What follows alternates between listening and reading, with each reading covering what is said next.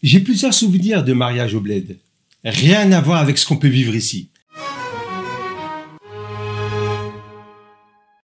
Salut les fidèles, voici notre Maghreb de Proust d'aujourd'hui. Déjà, en arrivant, la première chose qui te frappe, c'est la grande tente dressée dehors, en général réservée aux hommes. Les femmes sont à l'intérieur. C'est les femmes qui cuisinent, généralement de la même famille, cousines, sœurs, tantes. Les invités mangent autour de tables basses, couscous en général. Des hommes tirant des coups de fusil en l'air. En réalité, ils n'étaient pas là pour faire peur. Les fusils servaient comme pétards. Et puis, il y avait la cérémonie du henné, qui était un peu le moment solennel de la fête.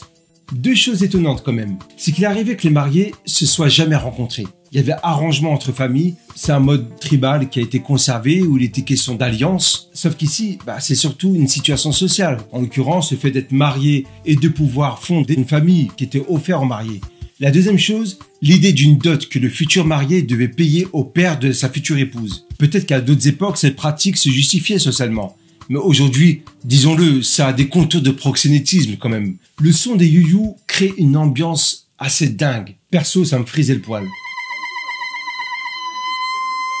En France, dans la ville où j'ai grandi, les mariages étaient quand même très ouverts. Il n'y a pas vraiment de faire part. Venait qui voulait. Et selon les mariages, soit on avait une séparation, les hommes d'un côté et les femmes de l'autre, soit tout le monde était mélangé. En tout cas, on retrouvait cette ambiance de village comme au bled, avec quand même le fait de faire appel un peu plus à des traiteurs. Et bien sûr, les indétrônables trônes des mariés. J'ai jamais compris cette lubie, que les mariés, durant tout le repas, toute la soirée, ils devaient absolument être assis à part, sur des sièges rococo, mégalos, kitsch à mort, en mode c'est le couple royal, en train de regarder les invités et en ayant l'air de s'ennuyer pas mal quand même.